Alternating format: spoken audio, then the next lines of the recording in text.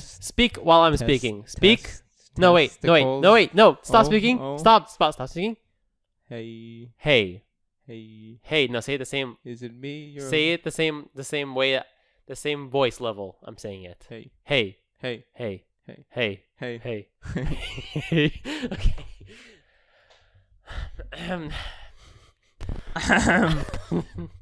Hello and welcome to the Slice and Spice podcast.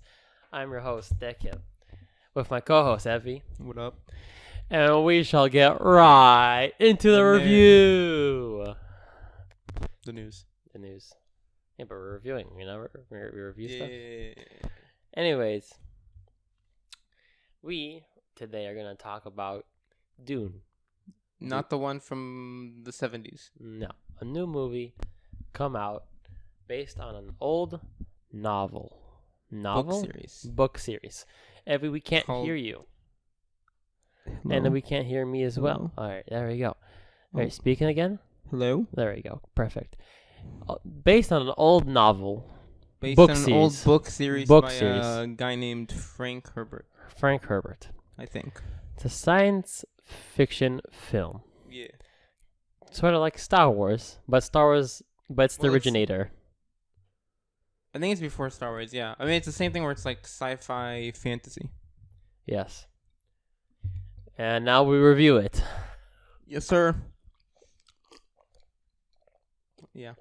You like that? You like the coffee? Mm-hmm. Like that. It was terrible. All right. Wow. It wasn't terrible. Stop. Definitely okay, wasn't it's terrible. was not terrible. It was durable. Wow. All right, I'm kidding. I think you're giving it. I think you're going a little hard on it. All right. I'm just joking. The movie, I was very hyped to see it. Was very hyped. I don't know why you were so hyped. I was very hyped because but why? I don't know. I was intrigued by everything, and I want air conditioning. Where is this? Have you seen this? Sorry, this is very off topic. Someone finds the remote. Oh, there it is. It's on the close. Oh, hit it. Okay. And Jesus said, "Let there be air." Let there be air. I was very hyped because I thought this movie would be. I didn't think much. Okay, I just liked the combination of sci-fi and fantasy, kind of like the Star Wars kind of vibe, and I felt like it could have. I felt like there was a lot of potential to it. You know, the trailer very intrigued me. I love like the big visuals and the sound. The sounds was like amazing. The music was good and stuff. Yeah. I remember like in the movie theater. I mean, physically, I was shaking physically. Really? Yes, but I was also very cold, so I was probably. Right. Okay. I can't relate to that. I was just very, very cold in the movie theater, but I really felt like when it was like a spaceship, like right next to you. This thing is not. What's not working? No, it just needs to be a little bit louder. There you go. I just felt like, oh, it's really loud. Okay. I just felt like when there was like a spaceship not like landing or like going up into the space. Like I felt it, you know? You felt yourself going into. No, not that. I just felt like the gravity of the whole scene. Deco, we don't condone drugs.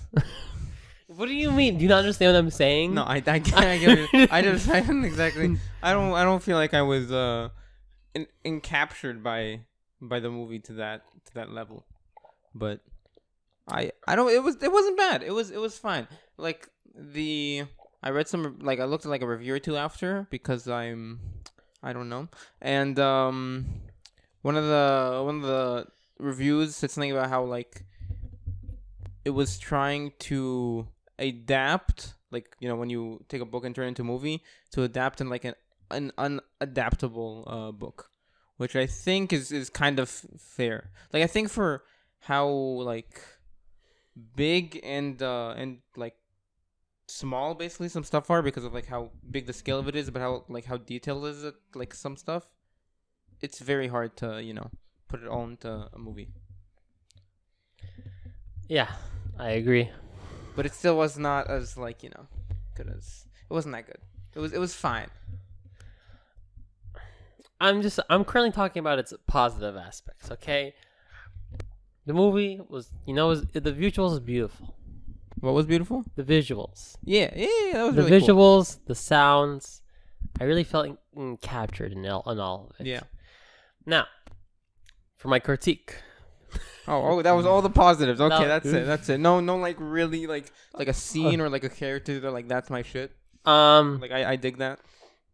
Whew, that's a good question. I really liked the scene where the Duke, forgot his name.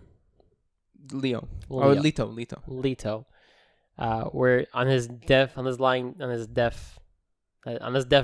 the Yeah, as death he's about breath? to die. Yeah. as he's about to die, he just takes them all out with him. Yeah. I think it was a very like cold, dark scene, and I really liked that. Mm-hmm. I was kind of disappointed that the guy didn't die. It felt very in vain. Mm-hmm. But like the bad guy, the Baron. But it was still, I really liked the whole thing. Everything. I feel like I'm always moving towards my critique. Yeah. I mean, besides that, I think the big problem with it, which is what Rafa also said, was that like there was no real climax of the movie. correct. Like it gets like when they attack the home base, and at the end when how can I forget his name? When Paul fights the main character, yes. Janice at the end. Those are like the two times like His name is like- Janice. I think so. It starts with J. I think it's Janice. Okay. It's a girl's name. Fucking pussy. Maybe I'm wrong. It's something close to that. It starts with a J for sure. Okay. For sure. You son of a bitch. But when he fights with Janice. Right. So those are the two times that like the movie heightens and like it becomes more tense. But I didn't feel like there was like a real climax. We're like, oh shit. Yeah. Yeah. It feels incomplete. Like it needs a second movie. Yeah. It does feel very incomplete. Yes, it was which is like the book too. So. Oh wow. Okay. Shots of the book. No, it's like it just. I'm saying it's faithful to the books. Mm. Like it's like doing the. It's staying like to the source material. Which is honorable.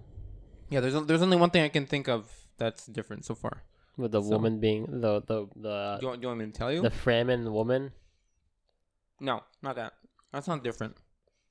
What? He said she was a woman, and in the book she's a I man. forgot about that. Yeah, right. Yeah, that Kynes was a woman and not a man. Yeah. There's that, but that doesn't really matter because anyways, they die very soon. Mhm. But I don't know if it's probably not gonna. It doesn't actually matter that much because they probably won't. In the books, basically, I think Duncan Idaho and another character, they both think that the mother is the one that betrayed the Duke. Yeah. And not the doctor. Mm-hmm. So that's just one thing. That's in the books. That's on the movies. Mm-hmm. Interesting. Yeah. So Very I don't think interesting. Duncan Idaho. Maybe I'm wrong. I don't think he saves them in the desert. Oh, really? It's not what I remember, but I could be wrong. Now that you bring that up, that was also a scene I enjoyed.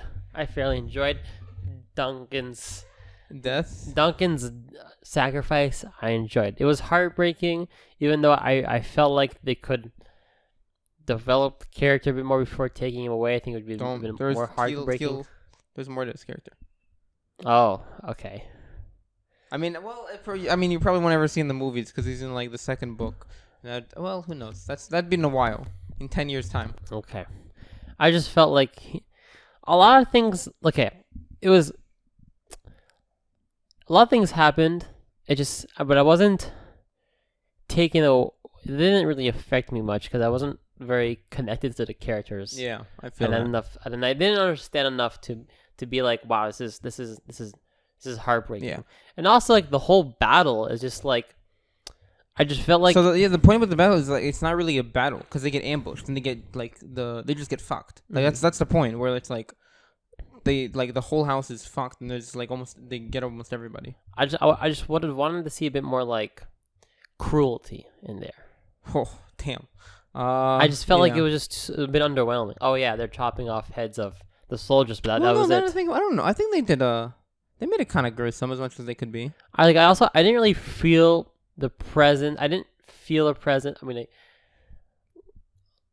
all the house. All it seemed to me the house was the Duke and his family, his people that are like top next to with him, and then the soldiers. There was nothing else. I didn't see the citizens. The citizens I didn't see, and I just didn't feel them, and it was kind of weird. I feel like if we saw them a bit, like maybe just in the background, or also them getting slaughtered, I think that would have been like nice. It's the same in the books where I feel like you don't like. It's almost only aristocrats is like the characters in the books, and there's really barely any time I feel like where it's more than that.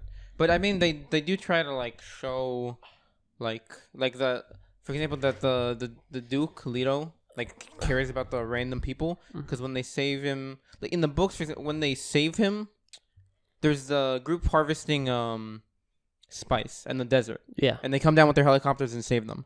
In the book, that's a big scene because it shows how like loyal the Duke is and how much he cares about the people, and that's what convinces Kynes to trust them, because like he sees that the Duke is like a good person. Mm-hmm.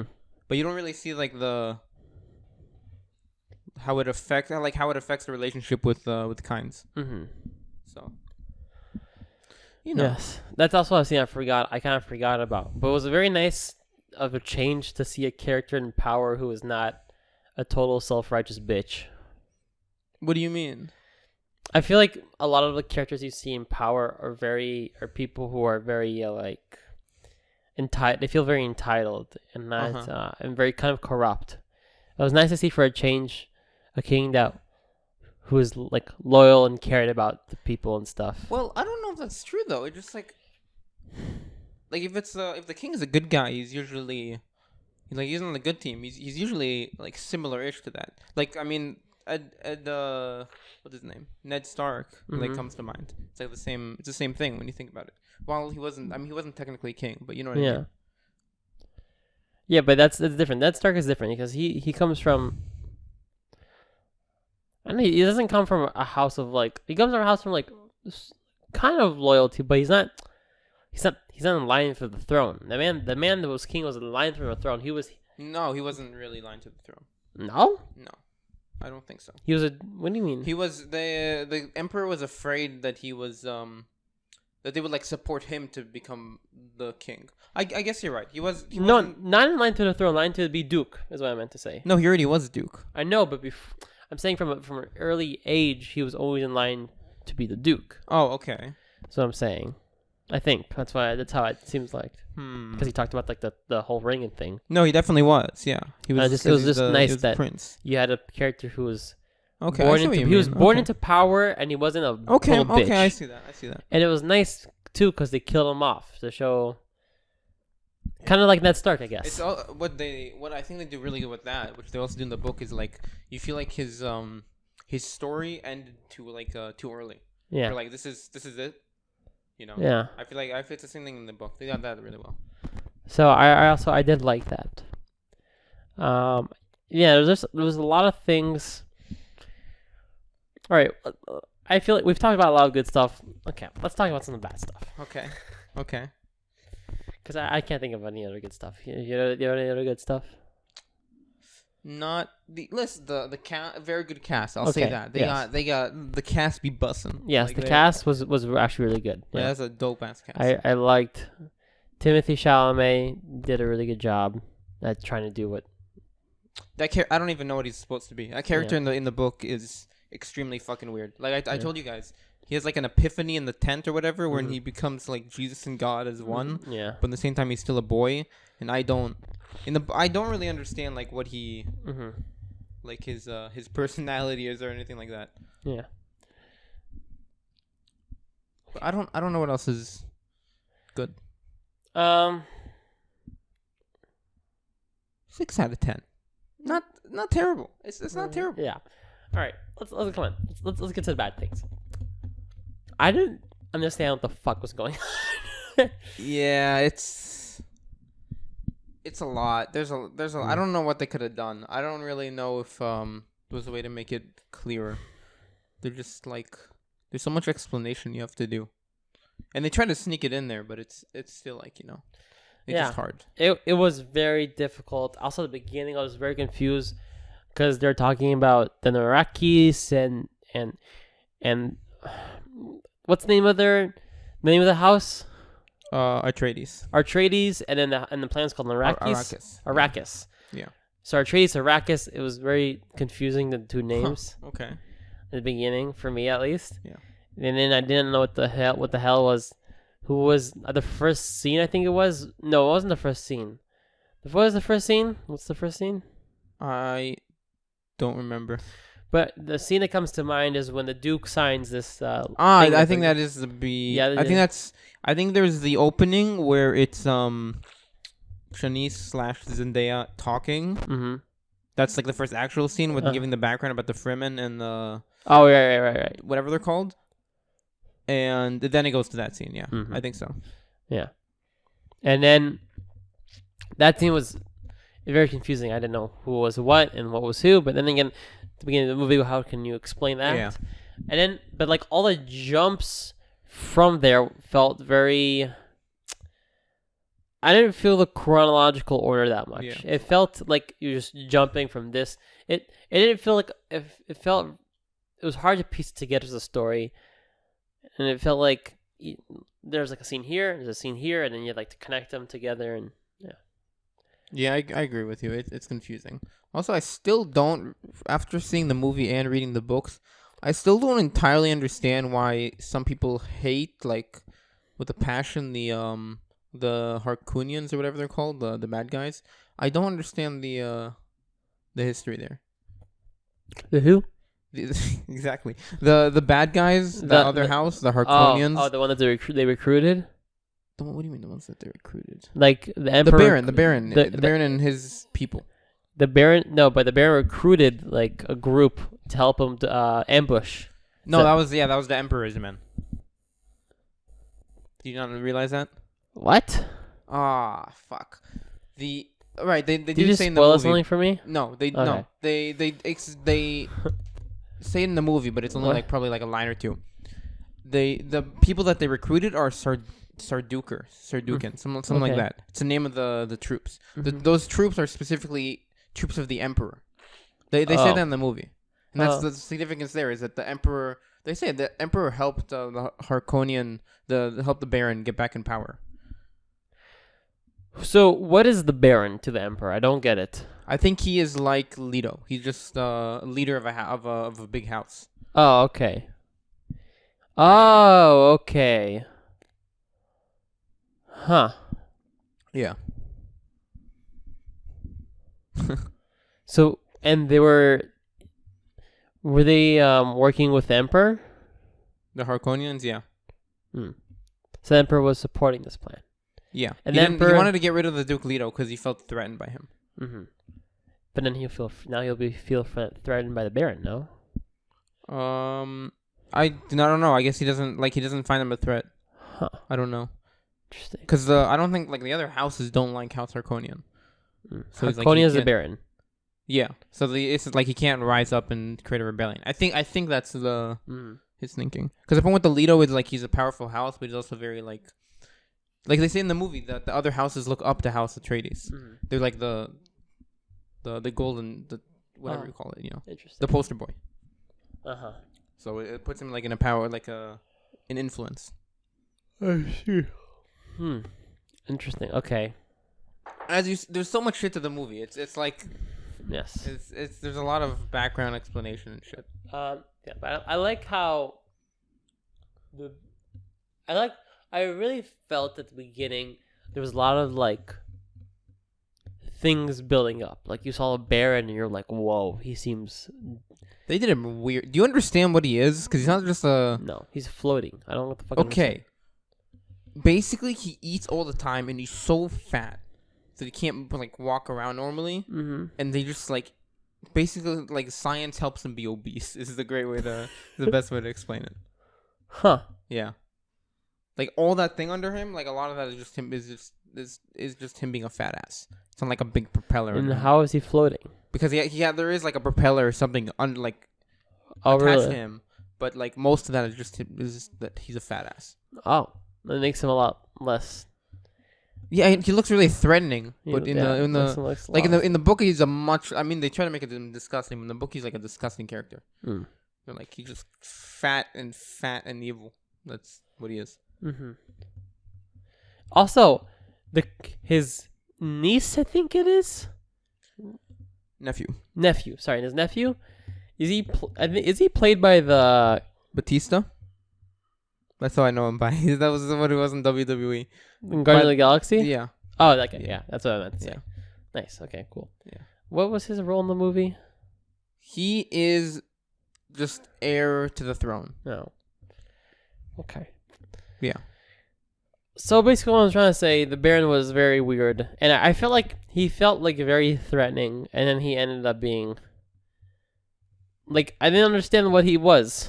He's just the leader of a house. And And, just fat. and he's evil as fuck. He just killed everybody there. He didn't give a shit. Mm-hmm. You know? I feel like he... I don't know. I mean, I guess. It just feels like... There's gonna... I feel like a lot of things was building up. Like, you just saw... There's, like, scenes with him. You saw him. Like, you didn't really see all of him. You saw part of him. And you just, like, this deep voice. And you didn't speak that much. And I was like, whoa, something's gonna happen. Like, I don't know. Like, you know... Gonna face this man. And nothing really happens. Yeah, he does. I get what you... He doesn't feel dangerous. He doesn't feel dangerous. Yeah. Yeah. Yeah. It feels a lot more... Like, it reminds me a lot of Game of Thrones. Just, like, there's a lot of shit going on. You know, there's a lot to, like, explain. Yes. And, like, if you want to break it down, you can be stuck in a rabbit hole for hours. But, like, all the political and socio-economical, like, problems and how it, like, affects everything in the plot. Mm-hmm. So. Okay. Speaking of Game of Thrones, I felt it was a lot similar. It was very similar to Game of Thrones. It reminded me of Game of Thrones. It has some. Did you see the trailer, by the way, for the new series? I have coming not. out in like a year. It's the House of the Dragon. It's like the Targaryens Oh, he's talking about before and then up to the Civil War, I think. Mm-hmm. What they have. Interesting. Yeah, Sounds it's interesting. It's interesting. I don't know what to think. I'm scared, but we'll see. Scared to get your hopes up? I'm just scared, bro. We shouldn't do this for 6 hours about Game of Thrones again, but you know, we'll see. Yes, we'll see. Who's directing it? I have no idea. I know George R. R. Martin is part of the Oh, okay. Thank God. What do you call it? The process. Okay. All right. Let's go back to Dune. So. I mean, I think yeah. That was the problem. Too much hype. But I'm interested in the next. I am also very interested. Movie. It could be a slapper. Yeah. Yeah, it could Especially because you know what's gonna happen, huh? Yeah, I guess so. I guess so. As someone who read the books, did you feel like it added to the experience? It took away from the experience? Yeah, I feel like it definitely added just because I felt like I would have been very confused. I just feel like it enriches the experience to read the books, at least for Dune, because you feel like you just have more knowledge about what's going on. Because they're just like small details and stuff they can't add because they don't have time and there's like no way to do it. Yeah. So, and then you just have it in the book, so you know. Mm-hmm. Interesting. So overall, it just felt like a movie that's supposed to hype up the second movie. Yeah, I mean, the whole movie just feels like it builds up. Yeah. It doesn't feel like an actual... It feels like half of a movie. Yeah, exactly. It really does. Which is crazy because it was like 2.5 hours. Yeah, it really was crazy. Yeah, there's just a lot of shit in Dune. There's a lot of shit. Yes, there really was a lot of shit. So. What I was going to say... In my opinion... You know... I mean, this is kind of a sarcastic joke here, but... Okay. I saw the trailer, and I was like, whoa, this looks like a lot of cool stuff going on, and I have no idea what's going on. and but it seems like it's gonna be cool, and everything like the visuals and the sound look cool. So I want to see the movie, so it makes sense. And I saw the movie, and I still feel like I just watched the trailer. Yeah, no, it's true. Yeah, It's just like what I still don't know what to make of this, but it looks and sounds cool. And things I think will happen. Things will happen. I wonder how they'll do it. I really have no idea. I don't know. I did read the book. I also I wasn't I didn't love the books. They were they were good, but I wasn't like a huge Dune fan from it. But overall, it was good. It was good. Another critique. Huh? Another critique. No, I think that's it. No, I have one more. Oh, you have. You're saying you have. Okay. Yes. Combat was a bit underwhelming. The combat, yeah, I expected more. As from an action film, I was really hoping the hand-to-hand could have been a lot cooler and better. Yeah. I feel like also the ambush. The ambush felt. Ambush feels weird. It feels very weird. I wanted to feel like. I want to feel people getting slaughtered. I wanted to hear the sounds. I don't know. It just felt very underwhelming. Game of Thrones, I think, does a really good job. No, Game of Thrones shows the massacre. Yes. But I think what it is Game of Thrones is not Game of Thrones isn't PG-13. Mm-hmm. Dune, I think, is PG-13. Oh, really? I believe. I'll check it now. I believe so. Because I think most people like to do movies PG-13 because it's less it's more accessible. There's a bigger audience. Audience. Was gonna ask you. But the thing is, all right, you can make that argument, but also, isn't Marvel PG-13 as well? Yes. And Marvel has good combat. That's true. No, but I'm saying to the massacre thing. Oh, okay. I wasn't necessarily about massacre as well as I was hoping for. I was just hoping Marvel isn't ugly. Yes. Which sounds like what you want. You want some ugly moments. I mean, I want ugly, but not necessarily. But isn't necessarily. Unless you count everyone turning into fairy dust, ugly. Okay. Got him. I have two critiques. Okay. Settle. Okay, fine. It doesn't have to be ugly. Okay. Don't Dune mind. Part 2 confirmed for October 2023. Oh wow, it's another 2 years. Why is it so hard to see what a movie is rated? Another 2 years. Holy fuck. All right, look at me, you little bitch.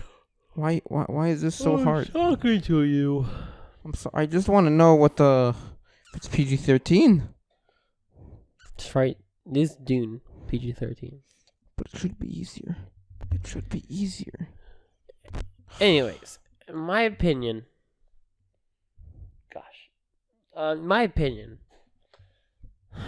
look at all these millennials on their phones all day, huh? Can't get off. Yeah, it is PG-13. I apologize. I'm trying to. It was important. It is PG-13. So yeah, they can't make it super ugly.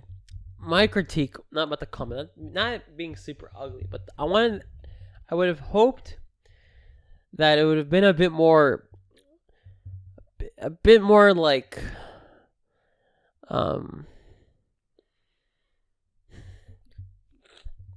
it just felt like the stabby was just very easy and quick. It did. It felt It just felt very I wanted to feel oh, there's a block, and then here is another block, and then he actually gets there's a real battle. Yeah, it felt very and also the shields didn't explain that, which is they didn't explain that well, which was very unfortunate. And also, I feel I don't know if it's the shields, but I know it might add into the fact that it felt underwhelming because when you killed someone, it kind of felt like it was in a video game. I mean, I thought the ambush scene was really weird because on one hand they're bombing the shit out of them, but on the other hand there's a lot of hand-to-hand combat. I just thought it was really weird that together. I thought it looked weird. Yeah, I mean, I actually didn't think about that. They also didn't explain about the whole guns thing, which was interesting. I mean, it has to do with the shields, yeah. Yeah, but they didn't explain that. Yeah. Also, I don't understand how the dart, the dart goes through the shield. But it stops the shield and it takes time for it to. Yeah, I know, but I still don't get it. Yeah. Because it just looks like the type of thing that would work with a gun, the way it seemed to work with the dart. Mm-hmm. I don't know. I didn't get that part. Mm-hmm. I don't know. But I feel like we're bashing Dune. It's really not. All I was trying to say is I just felt the combat was underwhelming, Yeah. and I hoped they could have done a better job. Like I don't know. Like, I mean, Duncan Idaho just went like yeet yat, and he's killed like 8 people. huh? Duncan Idaho. Yeah, but actually the Duncan scene actually felt nice. I felt nice. Because it like the whole choreography. I don't know anymore. The choreography, okay, choreography, Something like that. okay, of the scene was nice. It was like he was flipping, he was dodging, he was weaving, he was stabbing. It was, I don't know. It felt nice. It reminded me of episode 3 of the last season of Game of Thrones, where there's a guy that's been revived by the Fire Lord like 6 times, and his last scene. Baron. I don't know. Baron He has an eye Dondarrion? patch. I really don't remember what his name is. You know what I'm talking about. I know I'm talking. Of course, I know Yeah. what I'm talking about. In the last scene he's in, he gets stabbed like 3,000 times, Mm-hmm. and then eventually he dies. But they get him good, and he does not go down. It's like ridiculous. Mm-hmm. And I just got the same vibes. I think it was fine. Okay. I honestly was fine with the fact that I think if the hand to hand in those scenes were better, I would not care that they made him look ridiculously OP. I mean, yeah. I felt the hand could have been better. It could have. The choreography in that scene was good, but I feel like it could have been better, especially in the ambush. The ambush was, yeah. Overall, how would you rate Dune, not Doom? Either 6 out of 10 or incomplete, because you have to have the second movie. Fair enough. But I if I had to give it a rating, it'd be 6 out of 10. I think I'm with you there. Okay. I think Well, I think my opinion might even change after seeing the second movie. But which is in like 2 years. that's me and getting then my I'll probably hopes up. get delayed, so we'll see. Probably getting delayed. But it seems like the people want it. Dude, the ratings are like really good for it. People seem to love it. Also, like I looked at some like videos and like some comments and shit. And everyone's like, "This is amazing." Yeah. So I think it's been very well received, which is interesting. I feel like we're in the minority. Yeah, I feel like 100%. this is another Avengers Endgame. Could be. I don't know. Maybe we've just become curmudgeons. We're old now. Who knows? Maybe that's it. Yeah. I don't know. Nostalgic to good things and not to the good old days. The good old Exactly. days, Yeah. Okay. My feet hurt, as you know. Bro, I felt so this is like a really random anecdote, but like I felt like I realized how young I still am the other day, where I was in I think it was at the work I started, and the lady there talked about like mentioned 9/11, and I realized I was the only one in that room who was not alive during 9/11 by like a few years. What? Do you get what I'm saying? Yeah, but you had someone there, 20-year-old, no? No, 22-year-olds. Okay, he was 3 years old. Still. I don't think that counts. I don't know. To be fair, some of the people of the course are also like much older than me, which is like to a weird point that they're in that job. But that's something else. Okay. Oh, okay. You got that, Grandpa? Yeah. Sorry. Dego, do you wanna bring up your new favorite subject now? All right. This is as we've ended part 1 of the review, and now we're on to the part 2. And this is Guru Deckel's life advice. No. Guru Deckel's life lessons. enlightening gem of the week. Yes. Thank you. Literally. Actually, speaking of enlightening gem, I actually wrote a few things Oh, that I wanted to so speak professional. about. Actually, my phone's on. is that what you put in your phone? I put it on my phone. I don't know why when you said you're like I'm closing my phone or whatever and putting it away. I'm like I know he probably wrote some notes in there. I knew it. What do you mean? How did you know? I can read your mind, bro. Okay. You got that all access pass. I have 3 things. Why do I have here crazy uncle? Oh, crazy uncle. Okay, there we go. I wrote down there crazy uncle, and I was very confused what it was for. And I was like, when I wrote this down, I was like, will I remember what this is when I see this? Okay. Yeah, I remember. Okay. All right. So, all right. How do you want to do this? Do you want to go into my topic, or do you want to talk about something else I have? No. Go. Whatever. Okay. Just shoot. Okay. As you know, my grandpa died a week and a half ago, and I was at the Shiva, okay, chilling, and people come and go. Yeah. And my mom has a cousin, okay, from her dad's side, which is my grandpa. Okay. Did you get that? Yeah, I got that. I got that. You just said my mom's cousin. Yeah, my mom's cousin. Basically, he comes and he's like and he saw me. He's like, "Oh my god, like you! Oh my god, yeah." Because apparently he recognizes me as a child. But yeah, he's probably like, "Oh my god, I haven't seen you since you were a baby," and you're like, "I don't know who you are." Exactly. Yeah. Except his face looks very, very familiar. Huh. And apparently he used to play with us, and we used to jump on trampoline together. Huh. Yes. Okay. But he looks familiar to me, and it feels makes sense to me when they say things about the fact that we had time together. Yeah, very clear. Yeah. Okay. Anyways, so I just started talking to him because I don't know. I don't know who this man really is actually. Yeah. I want to get to the bottom of this, you know? Yeah. So I talked to him, and then I asked him, so what do you do now? And he's like, well, I used to be a sculptor. So apparently he's a very very good artist. He's a man of culture. Yes, he's a man of culture. He's a sculptor.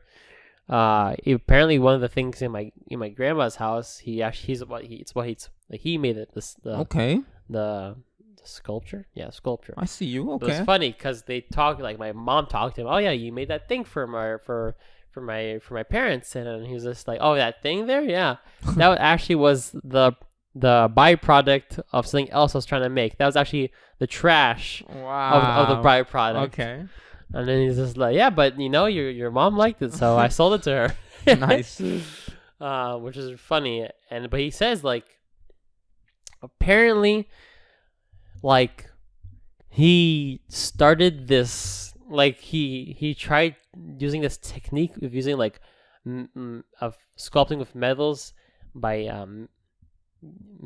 heating up metals up to like 1,000 degrees Celsius, which is apparently out of this world. It's never been done before, and like people like came all over the world, all over. I mean, he said all over the country would come and see what he did, because it's like, wow, no one does this shit.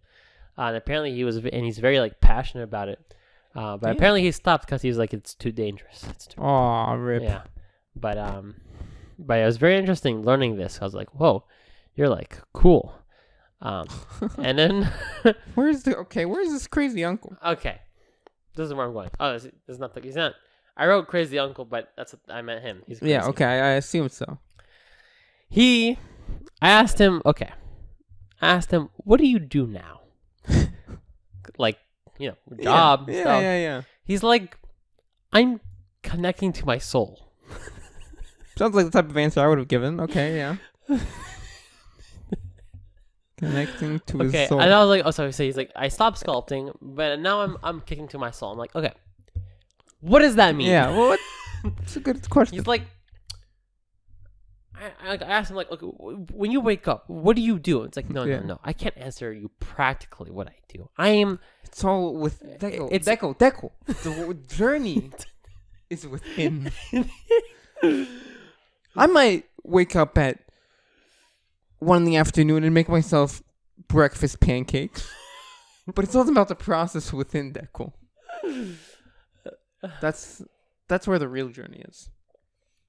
Okay, you're laughing, but I have no idea. Okay, this man is I don't know.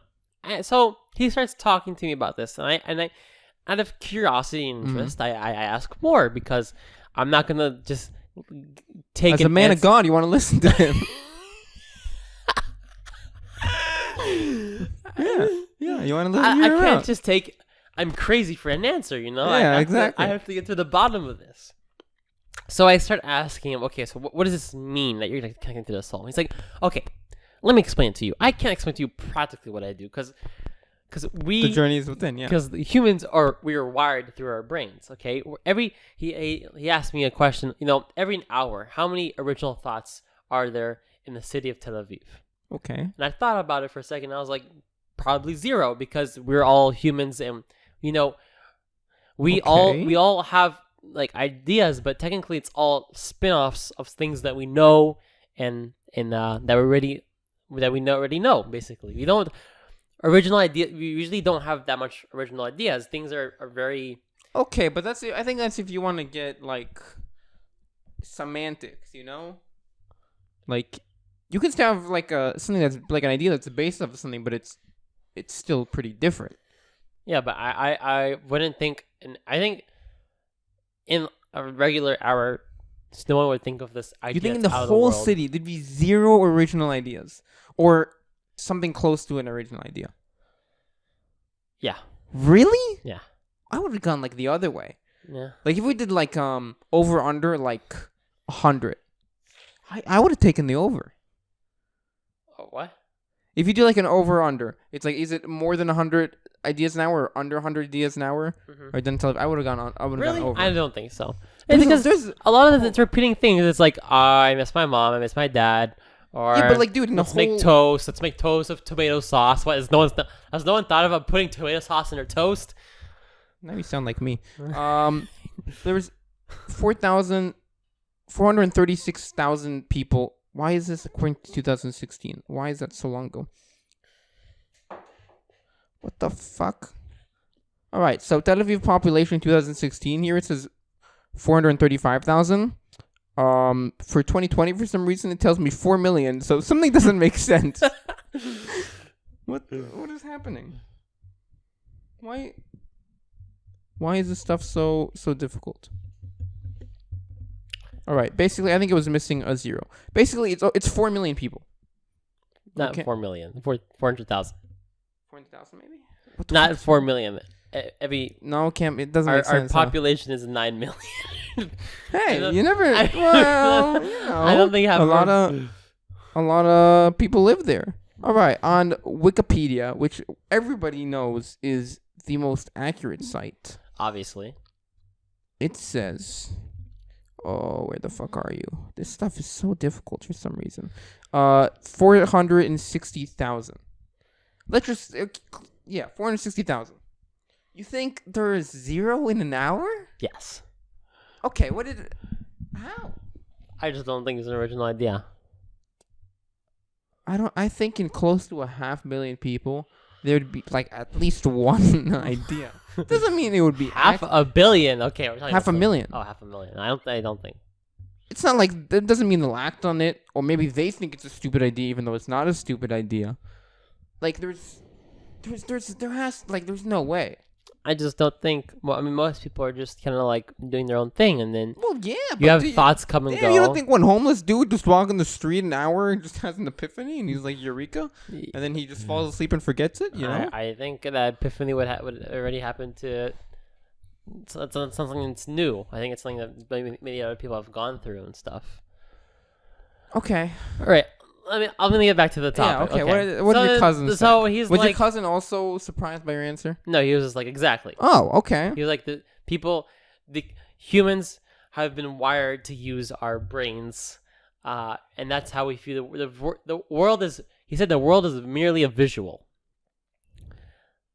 Dude took some hard shit, bro. He had an experience, man. He had a journey. Okay. Okay, the world is merely a visual, and we're all we're all acting and working with our brains, but okay. But the fact that working with our brains limits us, and it stops us from really. He wants to be like Lucy. You know Lucy? Lucy who? Lucy is the movie that came out with Scarlett Johansson, where it's like. Oh yeah, using 5% of your brain. Yeah. So yeah, that's him. But he did say no. We can't. We shouldn't use our we shouldn't go with our brain. We should go with our soul. Okay. Okay, it's more spiritual. And it's like with my soul, I can do anything I want. if I move here from there, it doesn't matter. I didn't really move, okay? But I can move my energy. If I wanted, I can be on Mars right now. What is that? Okay. What is your reaction to that? Because my reaction is, what does that mean? My reaction is, what does that mean? Okay, thank you. Okay, good.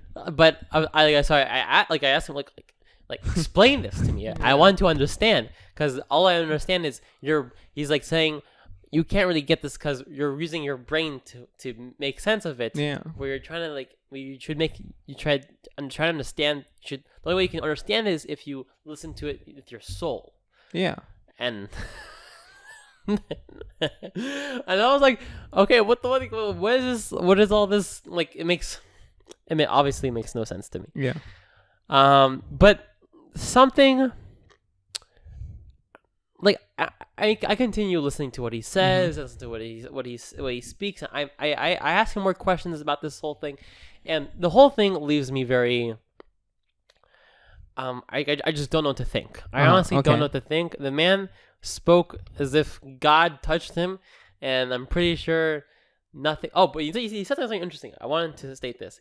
I said, okay, if you feel like you're he said he's connecting to his soul. Okay. And he said, I said to him, like, if you feel like this is like the light, like this is the way humans should feel. Like, why don't you spread this word across? Why don't you spread this teaching? He's like, but then I would be a cult, and I don't want to turn into a cult. And he says, I only will explain this feeling of connecting to the soul only when people ask me about it. I will not do it out of my own, and like if I'm not. Okay, yeah, I see what he's saying. And I thought it was interesting. I thought it was just the way he would answer that was very interesting, because I don't know, it was just interesting that the way he said that. And then basically was okay. So after this, I'm all like, my mind is like burnt out. Yeah. Okay. I don't know what's going on, and I'm just sitting, and like my mom like comes to me, and she's like, you good? And I'm like, no, I'm not good. Because at the end of the day, the man spoke non-stop gibberish to me.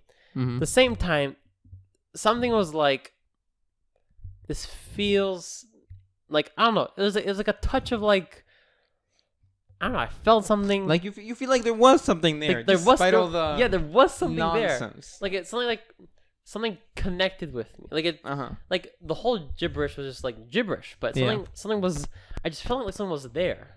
And I just didn't really know. I till this day I don't know what to make of that experience.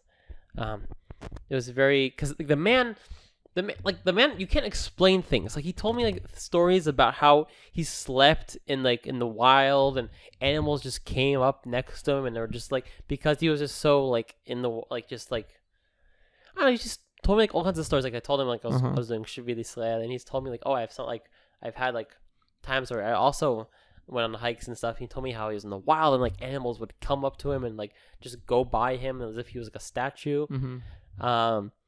And he told me about like how, like he told me like how things, like how now, because he's connecting to the soul, and his whole world's a visual, that like I was like, so like what do you do if like you're like you have to work for, and this man lives in the house, he lives in it, and I'm like, yeah, even my mom doesn't understand it, it's just though it's the way I live that like makes me able to that I don't know. He lives alone. He lives alone.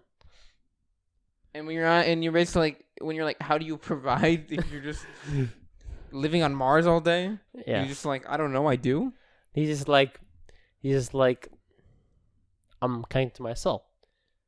So what if he's just like selling LSD, and he said he's the number one thing you're not supposed to do, which is you're not supposed to try your product. I'm just saying. See, I'm convinced he is not using drugs. I am very much convinced he's not using drugs. You don't feel like any of his experience has anything to do with any drugs? No. Because you hear some people like after they've taken I talked to some my of that mom, shit, and they're like, and they all say it's like, bro, it's like different. Like, listen, I talked to my mom about it. He's always been like, first of all, their family of 3. He's like one of the 3 brothers. He has like a brother and a sister. From what I said, he's always been like this since a child. He's an artist at heart. Like he really is passionate about like art and stuff. and like his two siblings are complete opposites. Huh. Okay. So okay. I guess I'm wrong. I feel it just and I just I never knew what to make of it. But it kind of felt like there was something there. Maybe he found Jesus. Maybe. You know? Maybe. Crazier things have happened. That's it. That's all I have to say. That's interesting. Yes. Huh. I don't know. It really does sound like if you like even anytime like search up or like see about like people who used ayahuasca or just similar stuff, or like how they talk about the world after, because they're all like, you just look at the world differently now, man. You know, there's something beyond this world. They all say shit like that. Yeah, it's all those self-help groups are like ayahuasca. Most bro. of them, yeah. Yeah, over here we're fine. What? Just looking at the time. Oh, okay. Yeah, but like I don't know what's up with him. I don't know. I feel like one day I'm gonna like come in contact with him and like to see what the fuck, and I'll be like, "What have you done to me?" I know. I would like want to like just go and visit him, be like, and like really, and be like, we gotta figure this shit out. I want to figure this shit out. He's like, you just bring a notebook and everything. You're gonna explain this to me. But yeah, I was very asking him like things about like practically, but he's always like, this is not practical. It's all theoretical. It's all because like the way you're living is with your mind and your senses. Just be like, teach me your ways. So he actually what he said. He told me when you're on the trail, go for like a break, be by yourself in the wild, and like just trying to like listen to your soul. What does that mean? I don't know. I don't know. I don't really know. It just feels like, for example, like I didn't exactly do what he told me intentionally. Like I didn't do it like while I was on the trail this week. I didn't do it intentionally, but I had like this moment where I was just kind of like looking within, but not really. I wasn't using my mind. I was kind of just listening to my body, I guess. But I just kind of felt like it just felt like mindfulness or like meditation. I didn't really feel, but then again, those like mindfulness and meditation felt very similar to what he was talking about, except he was like all in it. But it was interesting. I wondered really what, like, for example, if I woke up and I was just like going throughout my day intuitively, I wondered how I would go about my day. Probably in bed watching shows, sadly. But I'm saying like if I put the phone down, for example. Yeah. I mean, that's interesting. Yeah. And also, for example, the whole thing about him being like an artist and things, he told me he never learned to do art, never, nothing at all, and he was exceptionally successful. I've always said, some people they just have it. They just have this stuff. I mean, he said, but and I agree with him. There is the value of trying to learn things through your own way and through trial and error instead of going and learning them, and also it leads you to be more creative with things. That's true. Yeah, I mean that's why it depends also on the subject though and stuff. Like kind of the point of that is like, I think like when you think about it with school and stuff, it's people have already made those mistakes, and so they can. Like you have a better foundation to build to work upon, and then from there you try new stuff, and then you make different mistakes. Because the whole point is you don't make the same mistakes. I think that's like how there's any progress. Because if everyone just starts from the same position, like there's no progress. You see what I'm saying? Yeah. So interesting. But there's definitely something to that as well. Yes. Well, that was it. But now, if you want to talk about the Enneagram, I think you want to talk about. I want to talk about the Enneagram. We're 54 minutes in. Sheesh. But I'll give it a little head go. Okay. I was actually thinking while I was on the trail. So I'm going to give a little rundown of this whole thing. There's 9 different types of personality types, let's say. They're not exactly personalities. Groups. It's just like each type has its own fear, its own main fear, main desire, how it acts, why it acts the way it acts, sort of thing. Mm-hmm. And so you have 9 of these, and I've been studying them, sort of like I've been getting really in depth in all this. One of the things is I really like, it's very accurate in a very odd way, because I don't like this phony shit. I don't like the whole astrology, the whole shit. I hate that stuff. But this shit is so on point. It's like it's scary. It really is scary. And the more I get into it, the more I feel like I feel the community of people that are into it. Yeah. And the more it feels like a cult, especially because it's very like, like in a sense it makes sense to me because it's someone who like understands it all, but it just feels like, oh, I'm a 9. Oh, you're being such a 2. Oh God, like that is like a horoscope thing too. Yeah, it's very, and it's very. I don't like it. I don't like that kind of that vibe, the community. At the same time, it's so accurately displays things, and I was just wondering how, like, although it's not just 9 types, and you have like variations here and there, and you have different subtypes, but at the end of the day, how do you categorize the humanity into, I'm gonna say it like the most, like, I'm gonna say it not accurately, but like, how do you characterize the humanity into 9 different types of people? I don't know if you can.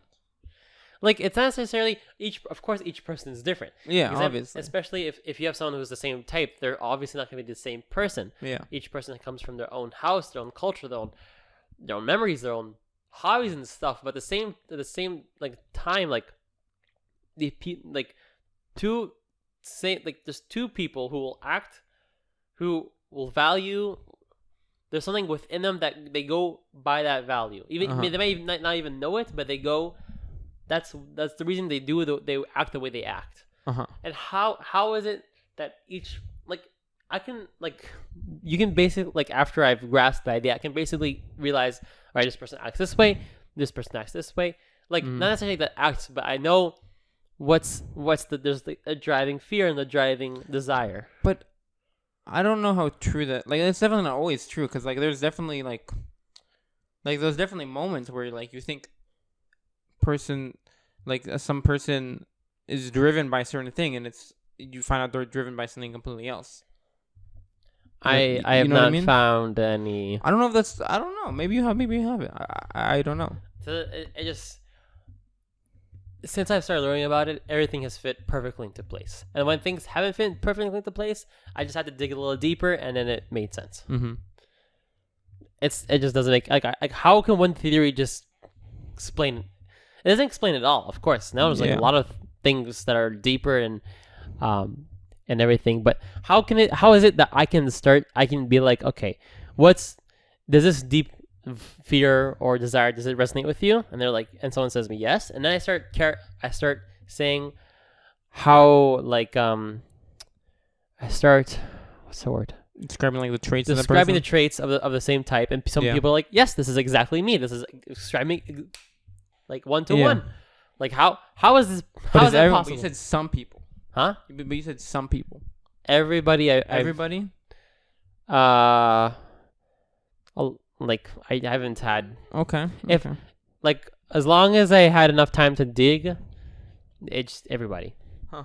My girlfriend, my family, my whole family, my brother's girlfriend, my siblings, my parents, you. You're in denial. You're going deep into this, huh? My people who are in my comuna. You've really gone into it. I like the once I this is, I mean, I was also very bored. I was during my grandpa's shiva. I was also, I mean, you could have said, maybe you could have, maybe been like, oh, because I have going through this. I get it. There's a lot of downtime with those things. Yeah. There's a lot of downtime. I might be going through something like that because it's like emotional and stuff that I'm trying to like distract myself. Mm-hmm. But I started thinking about like, okay, so can I really just place people? What's this person? What's this person? And I like, for the people in my comuna, like there was like, I started reading things and like, wow, this is like exactly what this person was in my comuna. Exactly. Like 1-to-1. Like I think like I don't think it's completely crazy. Like if we have enough categories and subcategories, I think we can get a pretty good idea of where a person is. Just the whole like the idea at the end of the day, I think, even with like personality groups, let's say, is everything is like on a, especially with people and like personality, everything is on a spectrum. That's true, but it's not exactly. I do think you can get to a point where you're like most of the spectrum leans towards a certain group or subgroup. I think that's definitely possible. Yes, That's basic. That's also the idea of the theory. It's not like that you're just this or that. It's just there's a spectrum, but at the end of the day, you'll fall close to one of these groups, and it'll just relate to you in an insane way. I have a question for you about this personality stuff. Yes. Did you find that you and your siblings had very similar or different personalities? We all different personalities. Like widely different or different, but there is like total opposites or just different. There's no such thing as like there's no opposites in the personality. You don't feel like there's each person. I'm guessing there's categories in like personalities personalities where like they are similar-ish to a point. It's like, okay. Let me explain the theory. For example, I'm just thinking of the fact that like it's interesting that like people live in the same house, they're raised. Yes. Obviously, like if there's age differences and all types of stuff, but they still have maybe like wildly different personalities. So on this topic, which is very interesting, the whole so let me ask you a question first. First of all, I'm a 9. My brother is... Okay, you have to say what these things are, my dude. I am a 9. I don't know what a 9 is. Okay, a 9 is someone who's always looking to keep the peace internally and externally. Okay. They like harmony. They don't like to get into conflict. Their fear is of losing, of loss of people, and that's why they don't want to like get into disturbances. They don't they like the routines. They like when things are like the way they are. They don't like when things get like messed up. My brother's an 8. 8s don't like to be controlled, are very dominant, very aggressive, assertive. They walk into your room. They walk into a room. They don't have to say anything, and you'll like feel their presence. Yeah. Okay. My sister's a 6, someone who's always looking for security in values or in ideology or friends or people like around her, and someone who's very usually a lot of times ping pong, like going from here to one side to the other, indecisive and. Yeah, basically, my sister. And my brother, the little brother, probably we don't know exactly. I mean, like, I'm not sure exactly. I mean, I don't think he knows exactly as well, but I think he thinks he's a 5, which is somebody who's... Age is also an interesting thing with this. Yes. So, that's the thing. Okay, so, wait a second. I'll get to that for, like, different stages of your life, and especially the younger you are, like, you're still, you're still growing internally. Once you're, like, 25 plus... There's a lot, like, you do still grow internally, but it has a lot more to do with your surroundings than I think when you're a kid. That's the thing. All right, so let's take out my brother because I don't really know his. Okay, yeah. Okay. Like, the thing is, no, just because my sister is 6, looking for security. Brother is 8, assertive, wants to feel like he can protect himself, not to be controlled. Yeah. I look for harmony and peace. So I was wondering. Okay, I raised a question when I was talking to my sister. And you think I'm a 9? Yes. Okay. We'll get to that later. We'll get to that. I asked my sister. My sister. So there's 2 theories into how we are assigned our types. One is that we either have a childhood trauma that makes us basically have this ongoing fear in our life or desire. Because of something that happened in their childhood that we don't even remember, something unconscious, maybe it's something small it might been, maybe something like accidental, but that had scarred us 30 years later. Yeah. Another one is that we're born with these types. There are no other theories, or those are the main 2. Those are the 2 I've heard of. Okay. And that surprises me. I raised a question with my sister, and sister said, "I think it's something we're born with," because she said from. My mom described this from a young age. My sister would always hug my parents' legs. I would cry that much, and I was a very calm baby. Yeah. And my brother would always make a rouse and like was basically he was kind of like a messy boy. So these types correlate as we're babies, basically. like they go off the same like the 9, me being the peacemaker is being calm, that like it fits with it. My sister looking for security, hugging my mom's legs, and it's not like we we asked my mother, like, was it always like my sister was exceptionally always like hugging my sister's legs. I was exceptionally calm. My brother was exceptionally making a mess and stuff, and Rousey, and so the things like so it might be the fact that we're born with them, because the fact that these things were here from a baby, like we were like this, like from a baby. Or personality, like it seems like their personality at a like obviously our personality changed from when we were a baby, but the same, like the shell of it all stay the same. I think a few things. I think first of all there is like this is basically like part of the whole like nature versus nature debate, and I almost feel like there's almost like one of the traits you're born with is how malleable like your personality is, right? So you have like what your actual personality is, and basically you have like how like essentially strong your personality is, like how much it can be influenced by your surroundings. But I just want to say, like, me, for example, as a baby and a little kid is like completely different. Like it's not similar at all. So like as a baby, I was kind of like I was like kind of normal for as a baby. The only different weird thing with me when I was really young was that because I was deaf, I like didn't speak until I was like 3.5. But besides that, I was like pretty normal. But when I was a little kid, I was like a horrible, like I was the devil. I was horrible. I literally cried and complained like 24/7 from like 4 until 8, and everyone in my family is still traumatized over that. I'm not even joking with you.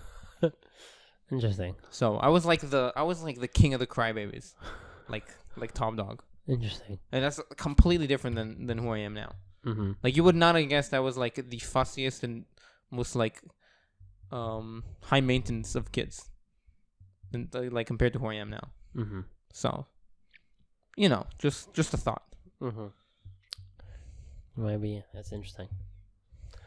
But in a sense, before you became that, before you became that high maintenance kid, were you similar? Are you similar now to that time? I don't know. I don't know. I was a baby, and then like I was. It's a little hard to know because I also like I didn't start speaking until so late. So like I was naturally like a quiet kid. I think so. I don't know.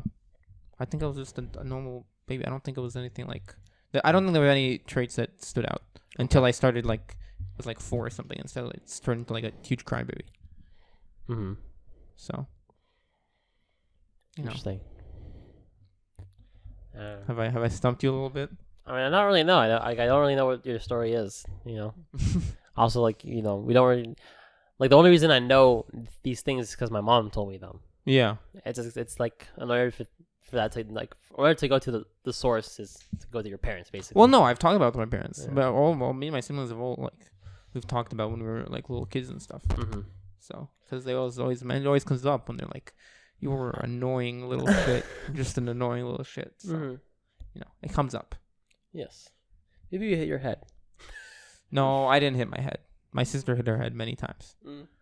Like she would get concussed, like often. I don't know. It's something. Some kids apparently, if they just like lightly bump their head, they're out like a light. So, I could have been concussed. I was told that as a baby I would smash my head against the crate, against the whatever you call it, the little bed they put you in. Cradle, yeah. But I don't know. So maybe I was damaged. Okay, interesting. Who knows? Yeah. Anyway, you're a 9. Am I? Okay, give me the case. We already talked about this. I know, but bring it up again. Okay. I don't know if I agree. Okay. All right. Let's just describe who you are. You like routines a lot. Okay. Some people maybe see you as a little lazy. Kind of like you like comfortable. You like comfort a lot. Yes. You're very much like comfort. Like your routines. What else is there to say about you? I don't know. don't like to get into arguments. Don't True, like to true. get into conflicts with anybody. Will avoid actually getting into conflicts Probably. for the most part, unless it's very, very, very important. Always taking the more comfortable way, because that's the best way. True. Maybe a bit more of an introvert. Okay. So a lot of things. I keep every time I'm like I want to go and describe somebody, I keep forgetting all the information I have about this whole Keep thing. like a. I should have sheets well, on. Yeah, exactly. Yeah.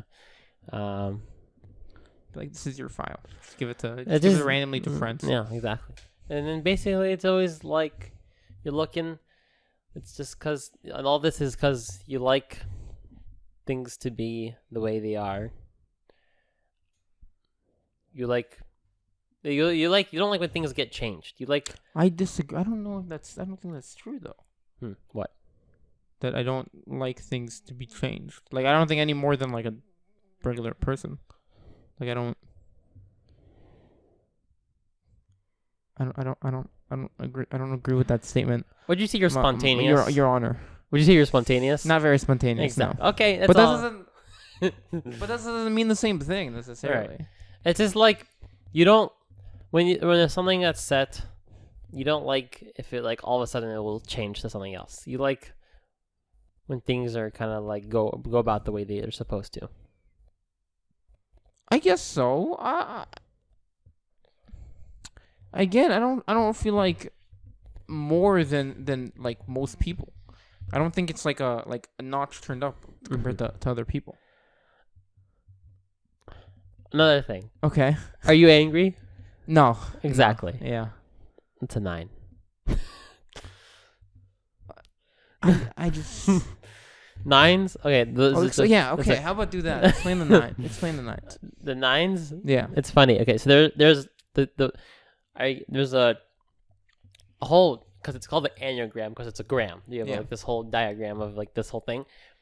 There's a triad called, which is the 8, 9, 9, and the 1 that are all connected. They're connected to this. They just do things that are strong in them, or not strong. It's like they're like themes. Okay, one's called the body or / the gut, and another one is anger. So the 9.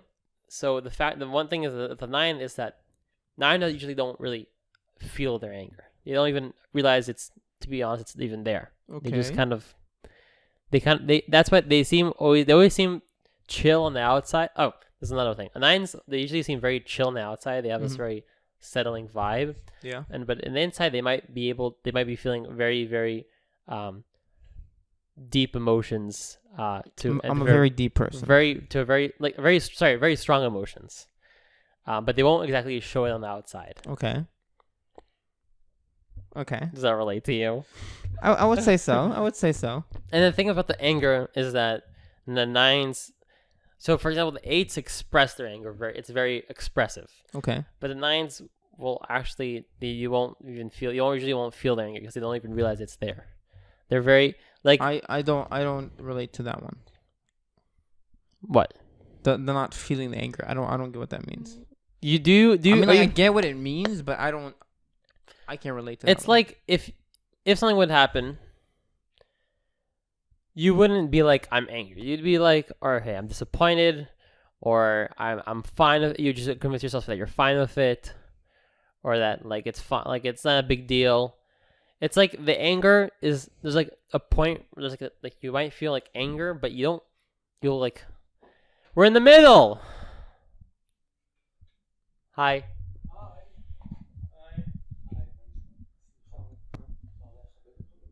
אחר כך. תודה. אחר כך. תודה.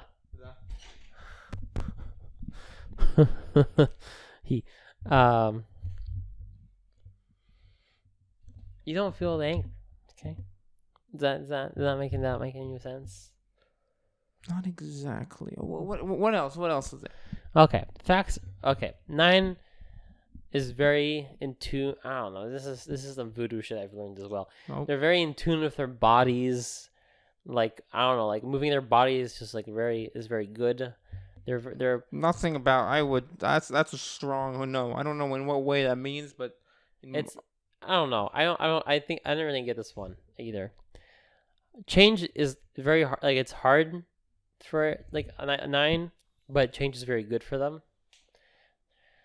They're very general things, to be honest. yeah. Those are some. Yeah. What I can't think of any strong ones. It's just the thing that the 9 is. First of all, it's the most common one in the population. Most people like the most common type you have. People 9 is a bit of all the other types. It's in the sense that they're very usually like they don't have opinions and stuff, and like that's another trait. They usually like don't have opinions on things. They don't have strong opinions. They're like, yeah, I'll go with the flow. Like it doesn't really, it's not a big deal to them. But isn't that okay? But isn't that trait exactly counter to what you're saying about like the trait about change? Like if someone doesn't like change, you wouldn't be a guy that's go with the flow. What? That was the point you were making before. What? That you're basically saying I don't go with the flow, so I do not like change. But then you're like 9s go with the flow. Yeah, they'll go with the flow. Do you see what I'm saying? Things can be like I feel like they're like countering each other. Yes, because we're complex human beings, Evie. Yes, but then what's the point? What? You can't. If it's just you can be both. How? Well, you can go with the flow. I mean, you can go with the flow and not like it. I guess maybe that's your point. Yeah, maybe. I mean, I don't necessarily not like it. I don't really know. Okay. Listen, all I'm saying, I am a 9 and I feel it. Okay? And you act like a 9 and you don't understand it. That's all I'm saying. Maybe I don't. I relate to some of those. Some of those I don't relate to. It's just, you know. So explain to me the 6. The 6? Yeah. Why? Just explain it. Why? I just why like because I don't. It interested me. It intrigued me. Why 6'9"? Sure, that's why. Yeah. You know, I was in an Arab village and there was a road called 69. There was a road called 69? Yeah, the road was 69. Oh, okay. Nice. Why do you want me to explain the 6? Out of all of them, you want the 6? Because you mentioned it before and I thought it was interesting. All right, the 6. Someone's looking for security. Their name type, their nickname is called the Loyalist. Okay. Someone who's they're basically looking for because they're loyal. All this? My God. What? How do you consume all this information and remember it all? It's actually I think it's because it's very visual. Because there's a gram. There's like a diagram, so it makes a lot of sense of everything. Okay. But there's also I don't know. I'm hungry for information, bro.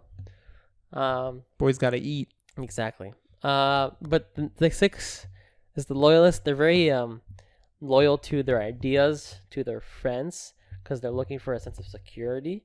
They're very always kind of looking for guidance as well to help them help them come to their decisions. Yeah. They're very indecisive. Mm-hmm. Very, very indecisive, like my sister. A very ping pong, depending on what influence is hitting the hardest. Okay. Very they're indecisive of making decisions, but at the same time they don't want others to make their decision for them because they want to feel like they're independent. Usually they like to find things that describe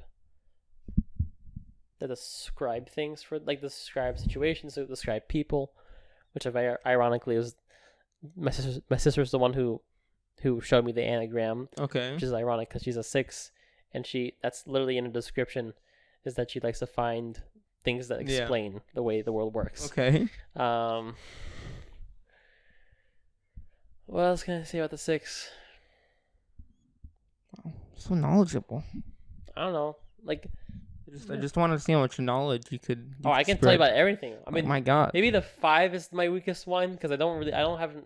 Deckle. I don't really have. I haven't got another 5. I haven't really. Oh, probably my 5 and 3 because I don't really know people who are like a 5 or a 3. Maybe Noura is a 3, Yeah. But haven't really made my decision if he's a 3 or a 7, which Okay. I'll explain what that is. 3s are overachievers, Mhm. or they're usually called the achievist. They are usually very linked to like workaholism Mhm. and very always trying to impress people, putting on like every time like they're putting like on a show for people they meet. And usually they're very outgoing and stuff. Mhm. And I was thinking about Nulia because Nulia has talked to me about him being a workaholic and stuff, and Yeah. that description kind of fits him. But there's also the 7, which is the 7's like spontaneous and very joyful and very like their desire is like to basically to live their life to the fullest, not miss out on life. That's their fear, basically, to miss out on life. And they're very cheerful, very optimistic, but they might be sometimes they might be a bit scattered, not focused on one thing. Mhm. Yeah. Bars, bro. Bars. Yeah. So I haven't decided who Magnolia is, but yeah, I haven't been. You just have a list and you're crossing off names one by one. Yeah, basically. I don't know. In my life, I don't know who's a 3 or a 5. Mhm. Which is interesting. Huh. A lot of people are 1s. A lot of people are 9s. A lot of 2s. Wow, like Maya probably is a 2. Or who else is a 2? Very Elite is a 2 as well. Oh, yeah, I have to explain to you what 2 is, right? I forgot. Yeah. 2s are people often, and if they're unhealthy, might feel like people pleasers. They're very involved in other people's lives because the reason that they're so involved in like their people pleasers is because their fear is of not being worthy of being loved or not being loved, and their desire is to be loved by others. Okay. So they're very giving. They're in essence their thought process is, in order for me to get, I will give, and so they give a lot, in order to get, and they're very involved in other people's lives. Very. Yeah, and I don't know what else to tell you. Okay. Well, a lot less information. I'm very disappointed. A lot less. You want me? I can pull up come on, bro. I'm sorry. No. I expected you to go off by memory. I'm sorry. It's disappointing. You want me to take up? I can give you more. But the 2? Yeah. Okay, I sure. I can't remember at this point. Oh, well, that's a bad. It's very. I can tell you more. They very kind of like fit themselves to adapt to other people's desires sometimes. Okay. They adapt themselves to other people, basically. Yeah. Chameleons. Exactly. James Bond, Yeah. like. That's because like my Sheila's a 2. My brother's girlfriend's a 2. I think Lihi, my Kamun, is also a 2. But I'm not sure if she. Dekel says all women are 2s. Yeah. I mean, it's a known, like, also, I think the American, I saw an article about this. There's like a headline about how the American stereotypical woman is a 2. It's like someone who like always gives and is very involved in the man's life, is a very like social person, social butterfly, very involved in other people's lives. Yeah, I was trying to think about men. I mean, I know there's men who are also 2s, but I haven't come across someone who I thought was a 2, who's a guy. Interesting. Alpha's a 7. We know this. Obviously, come on. You remember what like 7 is? Yeah. Okay. Jamie, I think he's an 8. I'm pretty sure. I don't know. I think so. You're the judge here. I think he's an 8 because the whole it's just like the thing with his anger, being very expressive about his anger, and kind of he's got like a type of aggressiveness and assertiveness, and like if he wants something, he'll go and get it. I guess so. Yeah. Very very direct. Mm-hmm. Doesn't beat around the bush. True that. Yeah. Yeah. That's all I really. That's it. I mean, I don't really know what else to tell. I mean, I feel like I can talk about this for a long time because there's a lot more we haven't gotten to. But the podcast has been going for an hour and 25 minutes, and it's been a minute. It's been a minute. Yes. It's a very interesting topic. I just don't know what to think about it. It's definitely interesting. I don't know. Yeah, I've definitely in the last few days I've taken a step back from and absorbing a bunch of information, and also like at the height of this I was like I have to tell everybody. I have to talk about this because it doesn't make sense. Like people don't know the fact that I think the when I read, for example, my type, or for example Sheila's type. I think it gave me a lot of insight into things I was doing and why I did them, and why, and gave me room to grow, like the things to learn and be like, okay, next time this happens, I won't act this way because I realize maybe that's not the right way for me, and doesn't make me happy, and a bit more awareness to how my mind thinks, because there's some things that are subconscious that I don't even realize, and also, for example, how Sheila why she does the things she does, and what I have to do, what is maybe to kind of get more of a read on her than, basically more of a read on what she wants, and why she acts the way she acts. Sometimes it's kind of funny because I think to myself someone will do something and be like, okay, this is why you're this number, but I won't. I'll try to not say it because it's very annoying. I can just imagine somebody who just read a BuzzFeed article about which Kardashian are you? Just going to the streets this will change everything. You're a Kim. You're a Kim. And you, sir, you are a Chloe Slay. Yes. So maybe you should do that. Yeah, you don't buy it?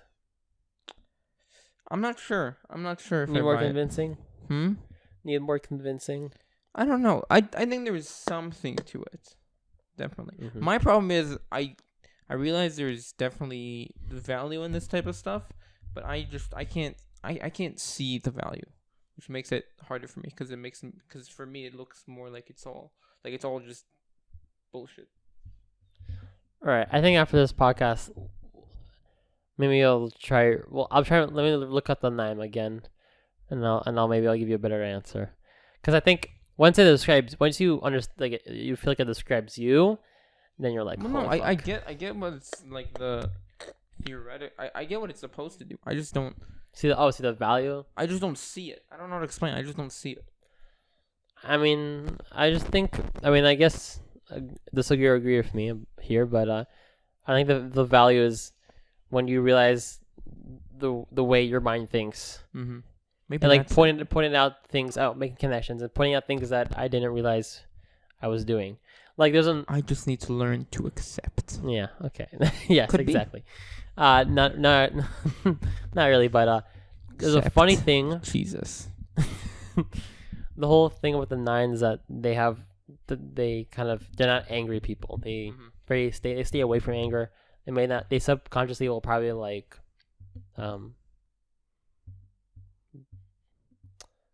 ignore the fact that they're angry.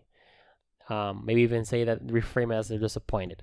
When I read this paragraph, it was very funny because there's a very famous incident when I was in the Comuna where I told the girls, I had my computer with me, it was in the boys' apartment, and I said, if you guys are going to borrow my computer, don't bring it to the girls' apartment. I want it to be only in the boys' apartment. And one day I came back to the girls' apartment and I saw they took my computer. And at first I was just like, and then they saw me and they were like, "Are you angry?" And I was like, "No, I'm not angry. I'm just disappointed." And I don't know, it really made me think about a lot of times where there's been a lot of times where I've kind of just tried to be not angry. I'm not angry. Mm-hmm. And there's been a lot of times where I've been a lot of times in my life where I've fantasized, or maybe not fantasized, but like daydreams of me just like bursting, which is interesting because it's something I didn't really think about it ever before. Interesting. I don't know. It's always funny to me when you say that part because I think it's fair to say you're pretty expressive. Maybe just compared to me and some of my some of our friends. I think I'm very expressive with our friends. Yeah, I think that's part of it. I'm not as expressive with everyone else. I don't know, but I've seen you with randoms, and you're still pretty jumping and jolly, you know. Yeah, but jumping and jolly can also be putting up what's nice in the front. Okay. I'm not gonna be sad and moody with them. I'm melancholy. Yeah. Okay. You know. I just can't relate to jumping and jolly when I'm like, "What's up?" You know. It's fine. Yeah. No. I know. I'm just saying. What? I don't know. I don't remember what my point was. It's okay. Everyone reacts a bit differently. Yeah. You don't have to be jolly. You can be chill and calm, which is the way of the 9.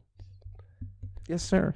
Being easygoing. The way of Jesus. That's the way of the 9. The way of Jesus, God, and the Holy Mary. All right. I think we're going to clock it out. Yes, sir. If you are a 9, a 2, or a 3, rise up. That's it. And everyone else will go kill themselves? They can just they each have to give us $1. Oh, okay. Well, I mean, listen, we'll make a whopping profit of $0. It's a good investment. Yeah. Okay. Well, that's been it for the Slice and Spice podcast. My throat now hurts from speaking so much. That's what she said. Speech what? What? It's what? No, never mind. If you've enjoyed this podcast, then that's great. We have nothing to plug. No, nothing. Go to the personality website. Oh yeah, so go to personality, check it out. It's called the Enneagram Institute, but another good site is called Enneagram Truity, Truity, which is also a good site. And yeah, that's it. This is your boys' Slice and Spice podcast. Learn your numbers, kids. Learn your numbers. And may you see us, or not see us, or hear us in another year. Yeah. Oh, I was going to fuck yeah. What? In 2 years. In 2 years. 2 years? In 2 years? Oh, when we're doing 2. Yes, exactly. And when we come back. Yeah. Yes. Okay. Goodbye.